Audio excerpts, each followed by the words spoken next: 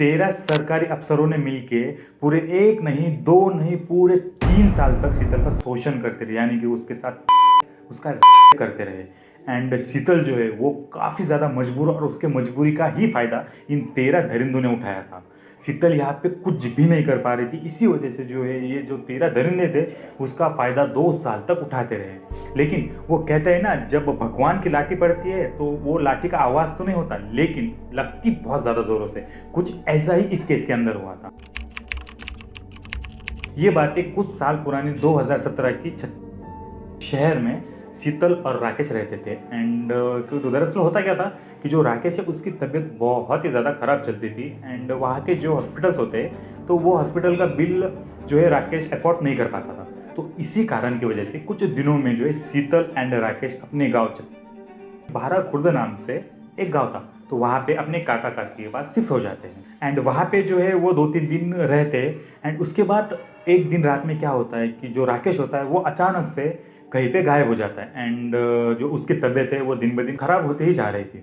तो एक दिन रात में जो है राकेश घर से गायब हो जाता है। तो फिर सवेरे जो उसकी बीवी उठती है और देखती है कि राकेश कहीं मिल नहीं रहा, उसको चिल्लाती है बहुत ज़्यादा, यहाँ वहाँ सब तरफ ढूंढती है, घर में, पूरे घर में टेरेस। तो राकेश जो है उसे कहीं पे मिलता नहीं है। तो फिर वो जो है बाहर निकल जाती है राकेश को ढूंढने के लिए। फिर रास्ते में जाते हुए जो राकेश की मफलर होती है वो उसे मिल जाती है। एंड वो समझ जाती है कि राकेश कहीं ना कहीं जो यहाँ से बाहर निकल चुका है, मतलब कहीं ना कहीं गुम हो गया, या फिर उसके साथ कुछ ना कुछ ज़रूर से हुआ है। तो फिर वो जैसे ही थोड़ा आगे जाती है वहाँ पे एक तालाब होता है। तो तालाब के किनारे राकेश की लाश मिलती है, यानी कि वहाँ पे वो मरा हुआ उसे दिखाई देता है। फिर मतलब ये तो एक रहस्य बन जाता है कि राकेश की मौत आखिर कैसे हुई, या फिर मतलब उसे किसी ने मार दिया, या फिर वो मतलब खुद आत्महत्या कर ली बीमारी की वजह से। जो भी उसे हुआ था वो तो समझ में नहीं आ रहा था कि मतलब उसे किसी ने मारा है या फिर उसने आत्महत्या करी है। तो ऐसे ही कुछ दिन बीतते हैं। एंड यहाँ पे क्या होता है कि शीतल जो है ना वो बिल्कुल भी अकेली पड़ जाती है। एंड वो जो काका काकी है उनके पास वो रहती थी, वो भी उसे अच्छे से ट्रीट नहीं करते थे, वो भी उसे घर से जो है निकाल देने की कोशिश करते थे, आए दिन उससे झगड़े करते थे। और जो काका होते थे उनकी भी नज़र शीतल के ऊपर कुछ अच्छी नहीं थी, उनकी भी नज़र जो है बहुत ज़्यादा गंदी थी। तो फिर एक दिन क्या होता है, शीतल पानी लाने जाती है। जैसे कि पता है ना आपको, गांव में बावड़ी पे या फिर जो हैंडपंप होते हैं ना वहाँ पे पानी लाने के लिए जाना पड़ता था। तो शीतल पानी लाने के लिए हैंडपंप पे जाती है। और वहाँ पे होता क्या है कि जो सरकारी स्कीम जो फॉर्म वगैरह फिलअप करता है ना, वहाँ पे सरपंच का एक आदमी आ जाता है और शीतल से बात करता है कि जो आपके साथ हुआ, जो आपके मतलब पति गुजर गए, वो अच्छा नहीं हुआ। और शीतल को थोड़ा सा दिलासा देता है। एंड उसके बाद फिर वो बोलता है कि शीतल को कि आप जो है सरकारी स्कीम के अंदर जो है फॉर्म भर दो, आपको जो है कुछ पेमेंट या फिर कुछ पेंशन वगैरह जो भी पेमेंट आएगी वो आपको मिलेगी, और आपका खर्चा यहाँ पे थक जाएगा।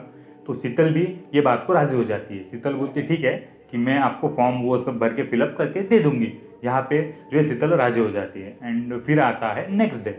नेक्स्ट डे क्या होता है, फिर शीतल जाती है उस आदमी के पास जो फॉर्म फिलअप करने वाला था, सरपंच का आदमी होता है। फिर वो उसके पास जाती है, वो डॉक्यूमेंट्स जो है पूरे रेडी करके शीतल के हाथ में दे देता है। एंड उसके बाद शीतल क्या करती है, वो डॉक्यूमेंट्स लेके जाती है सरपंच के पास। एंड सरपंच के पास जाने के बाद क्या होता है, सरपंच जो है उसे मतलब दिलासा देता है, ऐसा मतलब गंदी नज़र से उसके ऊपर देखता है। एंड उसे वो जो है रूम के अंदर, मतलब जो ऑफिस वगैरह होता है वहाँ पे वो लेके जाता है।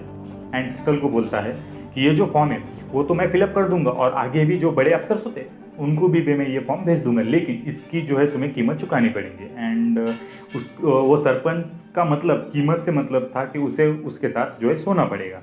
एंड जैसे ही ये बात शीतल सुनती है वो बहुत ही ज़्यादा गुस्सा होती है। एंड इसके ऊपर वो वहाँ पे ही कुछ रिएक्ट कर देती है कि ये मतलब मैं ऐसा कुछ नहीं करूँगी, ऐसा कुछ बोल देती है। और वहाँ से गड़बड़ी गड़बड़ी में घर के लिए निकल जाती है। एंड फिर क्या होता है कि उसी रात में 5 बजे शीतल जो है पुलिस स्टेशन जाती है, तो सरपंच के खिलाफ कंप्लेंट लिखाने के लिए। लेकिन होता क्या है, वहाँ पे जब शीतल जाती है पुलिस स्टेशन में तो सरपंच वहाँ पे पहले से ही बैठा हुआ होता है। एंड जब वो सरपंच को पुलिस के साथ बैठा हुआ देखती है, चाय वगैरह गप्पे वगैरह मारना, मतलब ये सब देखती है वहाँ पे, तो शीतल कहीं ना कहीं ये समझ जाती है कि सरपंच के खिलाफ कंप्लेंट करके कोई भी फ़ायदा नहीं है।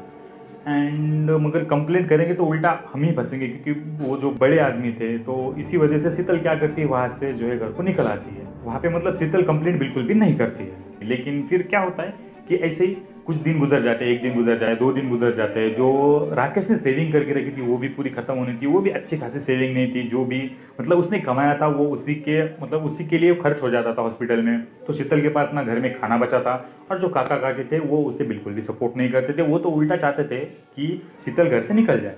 तो इस वजह से क्या होता था कि शीतल की जो परेशानी है वो दिन ब दिन बढ़ते जा रही थी। तो शीतल क्या करती है कि इसी मजबूरी के कारण जाती है सरपंच के पास। एंड सरपंच के पास जाने के बाद सरपंच को कहती है कि ठीक है, आप जो है ये फॉर्म भर दीजिए एंड मैं आपके साथ एक रात गुजारने के लिए रेडी हूँ।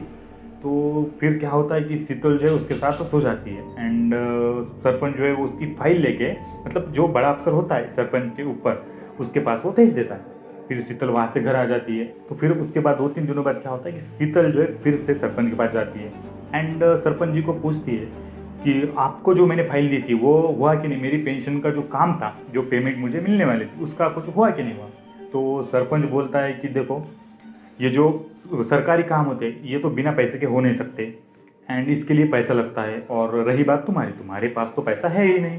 तो सरपंच क्या बोलता है कि जो बड़े अफसर है उनके साथ तुम सो जाओ, मतलब उनके साथ भी तुम जो मेरे साथ किया था वो भी उनके साथ तुम करो, ऐसा सरपंच उसे बोलता है।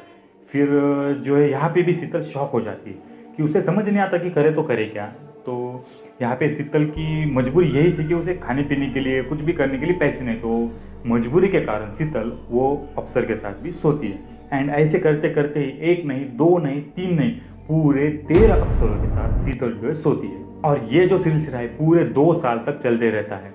शीतल भी इसमें कुछ नहीं कर पाती थी क्योंकि वो मजबूर थी ये सब करने के लिए। एंड जो वो 13 दरिंदे थे, जो सरकारी अफसर थे, सरपंच से लेके वो अफसर तक, बड़े बड़े अफसर, वो पूरे के पूरे शीतल के साथ सोते थे। ये सिलसिला जो है 2 साल तक चलते रहा।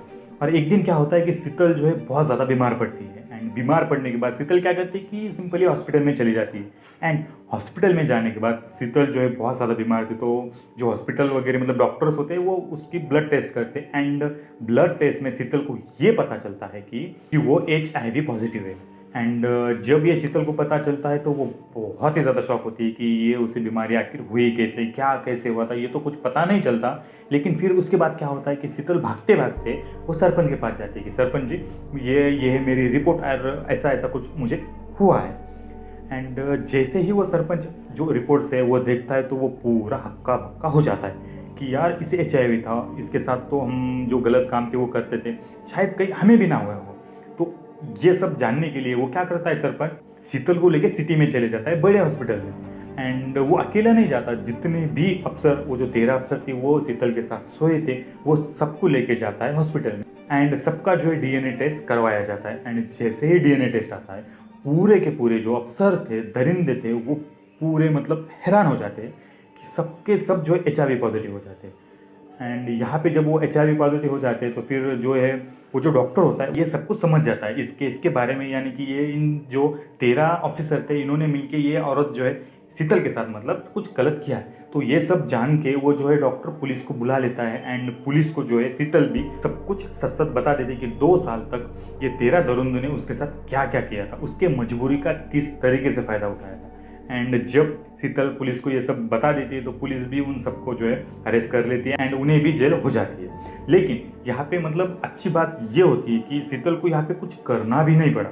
शीतल ने ना केस किया था क्योंकि उसकी मजबूरी थी, वो पुलिस के पास नहीं जा सकती थी। बिना कुछ किए इतनी ज़्यादा बड़ी सज़ा उन 13 अफसरों को, अफसर तो नहीं बोलूँगा यार मैं, दरिंदे ही बोलूँगा, 13 दरिंदे को जेल से भी ज़्यादा बड़ी सज़ा ये है उन्हें कि HIV पॉजिटिव हो गया, उन्हें भी वो बीमारी हो गई जिसकी वजह से वो कुछ दिनों में मर भी सकते हैं। ये जो बीमारी होती है वो बहुत ही ज़्यादा घातक होती है। एंड बस कुछ ऐसा ही इस केस के अंदर हुआ था। लास्ट में जो है वो रिपोर्ट की वजह से, यानी कि जो HIV हुआ बस उसी की वजह से जो है ये 13 दरिंदे पकड़े जाते हैं।